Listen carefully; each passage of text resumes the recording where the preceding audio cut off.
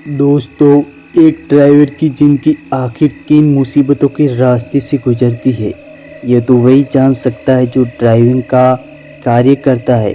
यह घटना सुरेश की है, जो एक पुराना और अनुभवी ट्रक ड्राइवर था।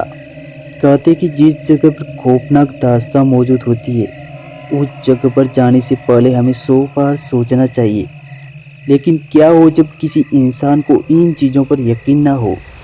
सुरेश के साथ भी कुछ ऐसा ही घटने वाला था। रात का समय था और आज ठंड हवाओं का जमावड़ा भी काफ़ी अच्छे से नज़र आ रहा था।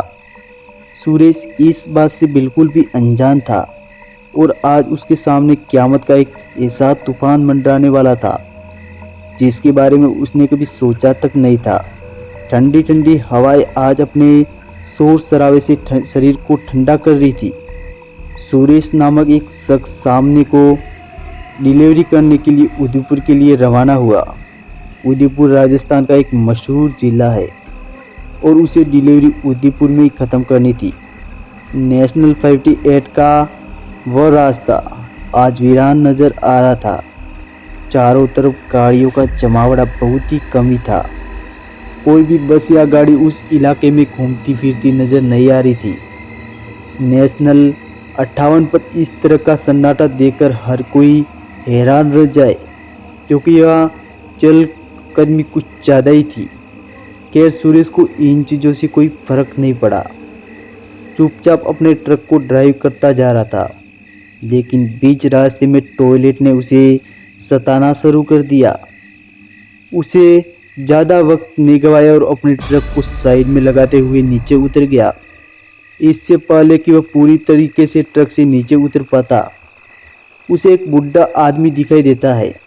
उस बुढ़े आदमी का शरीर बड़ा ही लचीला था, अजीब दिखाई दे रहा था।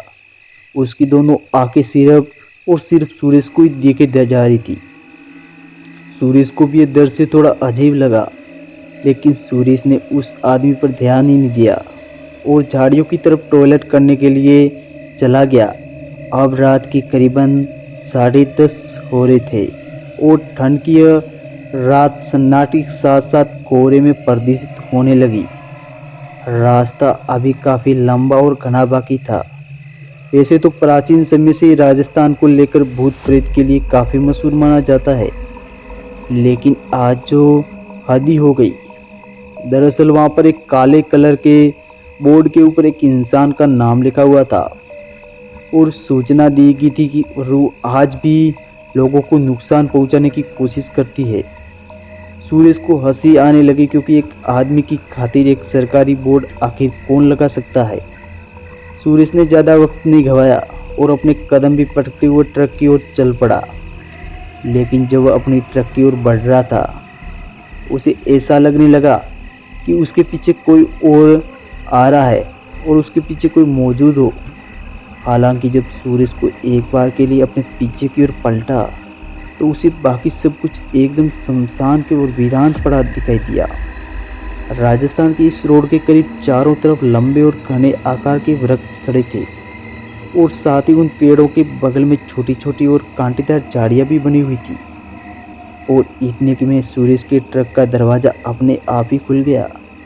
उस दरवाजे को इस तरह खुलता देखकर बाहर के लिए सुरेश के शरीर में बिजली सी रोक गई, क्योंकि अभी भी सुरेश अपने ट्रक से करीब 5 फीट की दूरी पर खड़ा था और ट्रक का दरवाज़ा ऑटोमेटिक इस तरह खुल जाना कोई नॉर्मल बात तो नहीं हो सकती।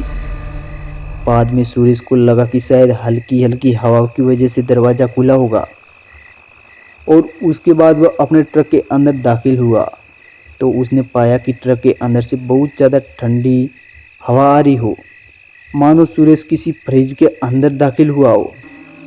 बाहर के वातावरण और ट्रक के अंदर के वातावरण में दिन और रात का फर्क था। सुरेश को कुछ भी समझ में नहीं आ रहा था कि इस वक्त उसके किन किन परिस्थितियों का सामना करना पड़ेगा। और बाद में सुरेश की नज़र ट्रक के अंदर लगी एक एसी पड़ी। उसने देखा कि ट्रक की एसी भी बंद थी।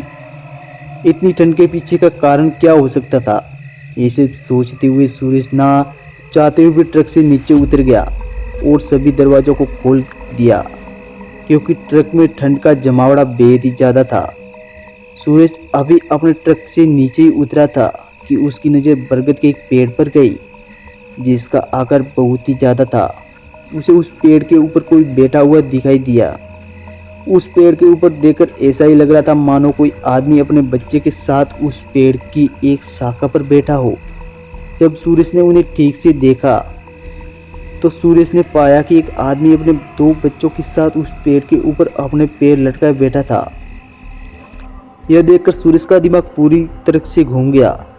उसे यकीन ही नहीं हो रहा था कि इतनी ऊंची शाखा पर वह आदमी अपने मासूम बच्चों के साथ क्या कर रहा है। और इतने में उनमें एक बच्चा उस पेड़ की शाखा से नीचे गिर पड़ा और वह चिल्लाते हुए गड्ढे में गिर गया। यह देखकर सूरज एक पल के लिए हिलसा गया। तभी वह भागता हुआ उस जगह पर दाखिल हुआ जहाँ पर वह बच्चा गिरा था। लेकिन जब सूरज उस जगह पहुँचा तो उसने देखा कि वहाँ तो कोई भी मौजूद ही नहीं था, सिर्फ सन्नाटा ही दिखाई दे रहा था। फिर जब सूरज ने उस पेड़ के ऊपर देखने लगा, अब की बार ना ही तो वहाँ पर कोई आदमी दिखाई दे रहा था और ना ही दूर दूर तक किसी बच्चे का कोई नामो निशान था। सूरज को समझते ज़्यादा वक्त नहीं लगा कि यह इलाका सच में कुछ अजीब सा है। फिर सूरज अपने ठंड से भरे ट्रक के अंदर बैठ गया और वहाँ से वह निकलने लगा तो ट्रक ने भी ठंड पकड़ ली, क्योंकि जब उसने अपने ट्रक को स्टार्ट करने की कोशिश की तो उसकी ट्रक स्टार्ट ही नहीं हुई। सूरज जल्द से जल्द ट्रक के बोनेट के पास पहुंचा और उसमें चेक करने लगा कि ट्रक के अंदर सब कुछ एकदम सही था। और उसके बाद तो सूरज भी अब समझ चुका था कि ट्रक ने ठंड पकड़ ली है, क्योंकि पूरा इंजन आखिर कब तक साथ दे पाता। थक कर सूरज वापस अपने ट्रक के पास पहुंचा और उसे स्टार्ट करने की कोशिश करने लगा। इस बार उसकी किस्मत ने उसका साथ दिया और ट्रक पहले ही झटके में स्टार्ट हो गई। ट्रक को स्टार्ट होते देखकर सूरज के दिल में खुशी की लहर दौड़ गई और उसने जल्दी से ट्रक का गियर डाला और वहाँ से निकलने लगा, क्योंकि वह जानता था कि इस इलाके में रुकना उसके लिए काफ़ी भारी साबित हो सकता है। लिहाजा वह ड्राइव करते हुए जल्दी से जल्द निकलना चाहता था, लेकिन अभी एक मुसीबत ख़त्म ही नहीं हुई थी कि जड़ से किसी दूसरी मुसीबत ने एकदम से जन्म ले लिया हो। क्योंकि कुछ देर पहले स्टार्ट हुई ट्रक अब एक्सीलेटर दबाने के बावजूद भी उस जगह से टस से मस नहीं हुई और ऐसा लग रहा था मानो कोई वस्तु ट्रक को अपनी तरफ खींच रही हो। अब सूरज की जिगरी में इतना हिम्मत नहीं थी कि वह अपनी ट्रक से नीचे उतर कर पीछे का नज़ारा देख सके, लेकिन यहाँ ट्रक रुकना भी उचित नहीं था।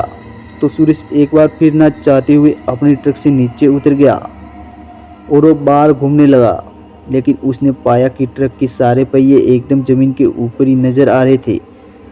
ऐसा भी नहीं था कि ट्रक का कोई इकलौता पहिया ज़मीन से धंस गया हो, सब कुछ नॉर्मल था।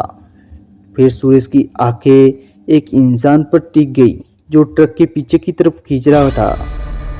उस आदमी की हरकत को देखकर सूरज को गुस्से से तिल मिलाते हुए बोला, अच्छा तो तूने परेशान कर रखा है मुझे, रुक तुझे अभी बताता हूँ।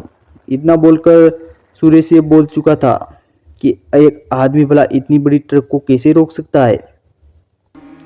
लेकिन जब सूरज का दिमाग काम करना शुरू किया तो उसे सारी बात समझ अब आने लगी थी कि उसके साथ कोई अनहोनी घटना होने वाली है। वो जल्दी से जाकर ट्रक में चढ़ जाता है और इस बार भी उसकी किस्मत ने साथ दे दिया और ट्रक चालू भी होगी और वहाँ से चलने भी लगी। सूरज जैसे तैसे करके उस रास्ते को काट लेता है और सुबह उदयपुर तक पहुँच जाता है।